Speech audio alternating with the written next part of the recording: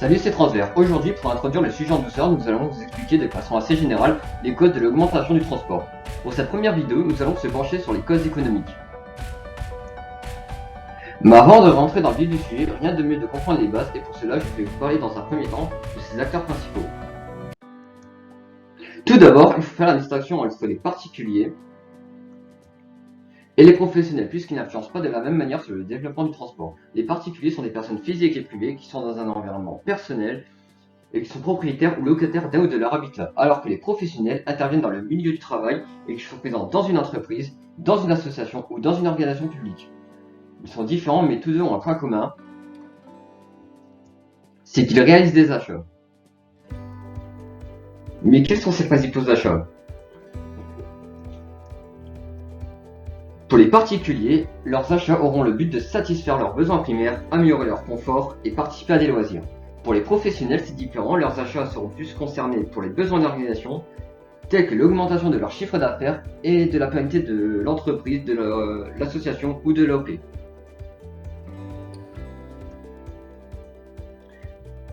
L'achat qui concerne les principaux besoins sont généralement l'alimentaire, les vêtements, l'hygiène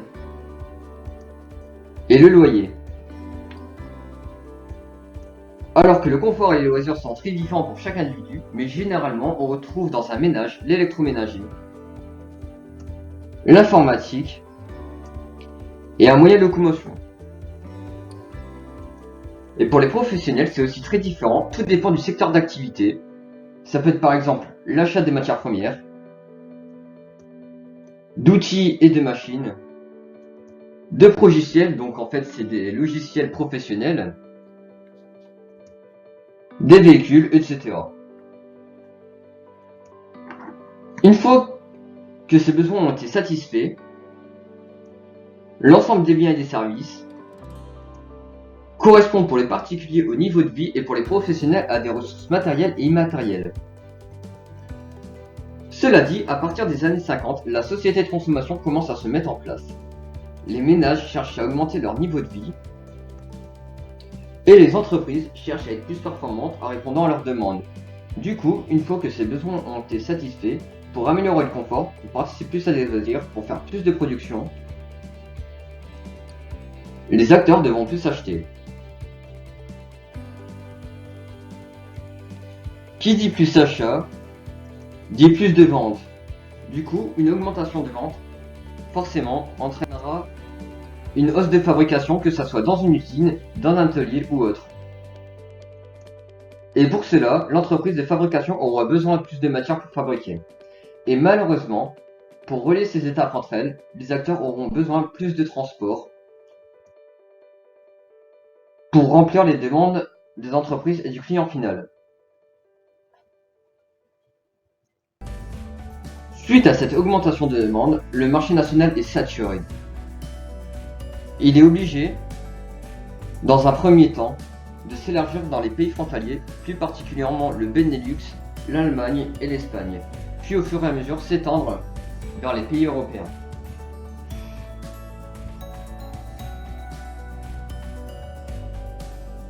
Du coup, ça augmente la durée du transport.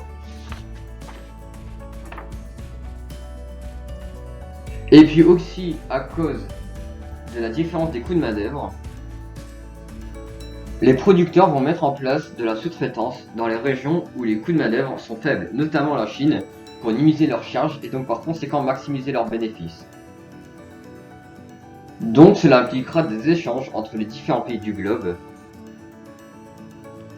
et aussi une augmentation de la durée du transport et aussi du transport long.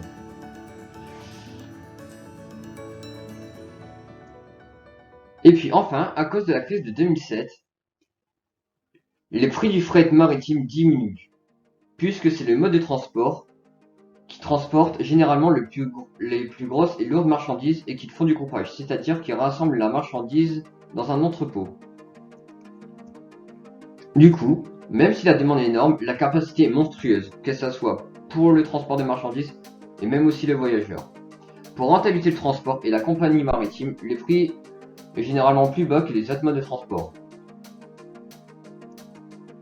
Pour faire face à cette concurrence, le prix de l'aérien diminue aussi. Et pour le coup, c'est le nombre de voyageurs qui va augmenter de façon très spectaculaire. Pour vous dire, en 2007, le nombre de passagers qui ont pris l'avion dans le monde est d'environ 2,5 milliards, alors qu'actuellement, on estime qu'on fera les 4 milliards. Tout simplement, ça veut donc dire que le nombre de passagers a augmenté de 50% en une décennie, ce qui est énorme. Et donc forcément, là pour le coup, ça implique une augmentation du transport aérien.